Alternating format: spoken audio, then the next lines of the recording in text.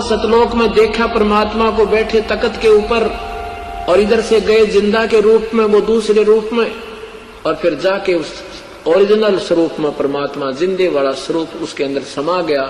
तब धर्मदास ने कहा, हे भगवान मुझे यही रख लो मेरे दाता, मुझे वापस मत भेजो, मुझे राख लो भगवान, मुझे वापस मत भेजो परमात्मा, वो तो बहुत बुरा हाल है।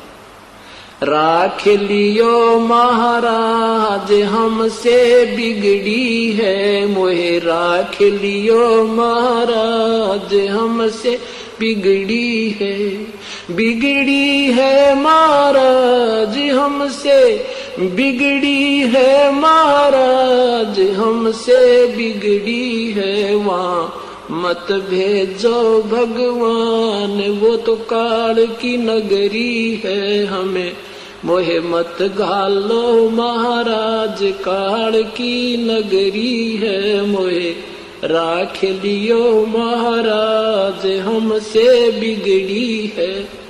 क्या बताते हैं, वहां जाकर पता लग गया कि हम अपने पैर पे आपको आड़ा मार के गए थे। सब अन्य जो वहां रहते हैं हंस ने बताया कि तुमने गलती आपकी थी धर्मदास, तुम स्वयं स्वेच्छा से काल के जाल में फंसे थे। तो वहां पता लग गया कि भगवान हमारे से बिगड़ी है, हमारे से गलती हुई है, हमें क्षमा कर दो।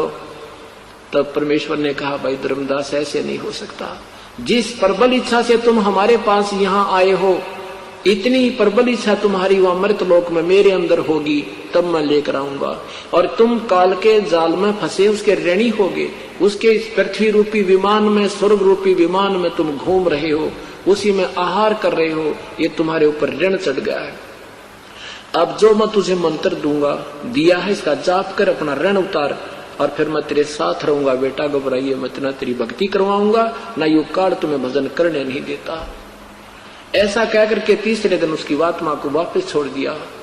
अब हम इतने बेईमान हो गए, और परमात्मा ने कहा कि मैं काशी बनारस में जुलाहे का काम करता हूँ, नीरू मेरा मुंह बोला माता पिता है, नीरू और नीमा, और वहां रहता हूँ। पर पेट नुजची को ना कि सचमुच यही होगी, यकीन नहीं हुआ। तो धर्मदास बांधवगढ़ से चलकर वहां पहुंचा, बनारस आए, बनारस में देखा उस झोंपड़ी में परमात्मा बैठे, चरणों में समर्पण कर दिया, हे भगवान सचमुच आप पूर्ण ब्रह्म हो।